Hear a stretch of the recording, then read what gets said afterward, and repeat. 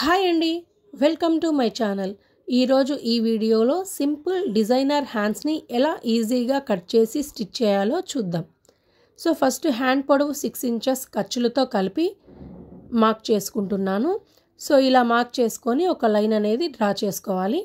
ఇప్పుడు డిజైన్ కోసం 1 inch are 1.5 inch ఒక లైన్ డ్రా చేసుకోవాలి. ఇలా మార్క్ చేసుకొని రిమైనింగ్ క్లాత్ని మన హ్యాండ్ మెజర్ చేసుకున్న పేపర్ని ఉంచుకొని ఇలా వీడియోలో చూపిస్తున్న విధంగా మన హ్యాండ్ని కట్ చేసుకోవాలి.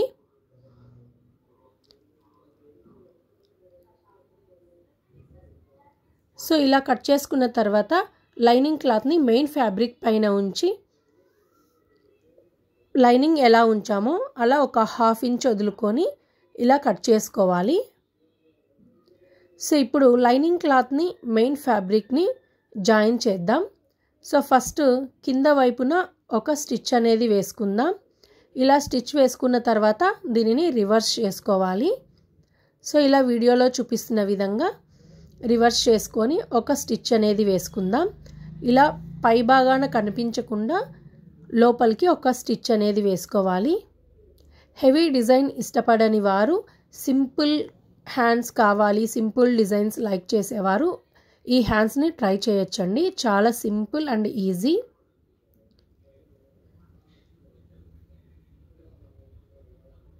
సో ఇలా మెయిన్ ఫ్యాబ్రిక్ని లైనింగ్ క్లాత్ని జాయిన్ చేసుకున్న తర్వాత ఎక్స్ట్రా ఫ్యాబ్రిక్ని కట్ చేసుకోవాలి.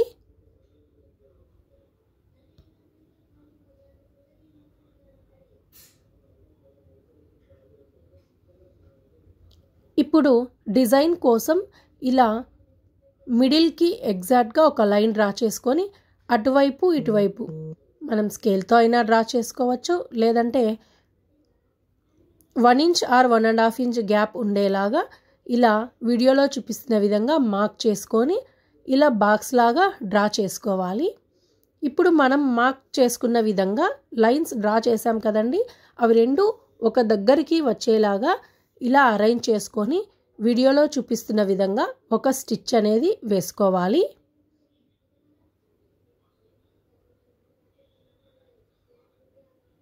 సో ఇలా అటు సైడు ఇటు సైడు మనం లైన్ డ్రా చేసుకొని వదులుకున్నాం కదండి, ఫస్ట్ ఆ క్లాత్ని ఇలా వీడియోలో చూపిస్తున్న విధంగా ఫోల్డ్ చేసి ఒక స్టిచ్ అనేది వేసుకోవాలి.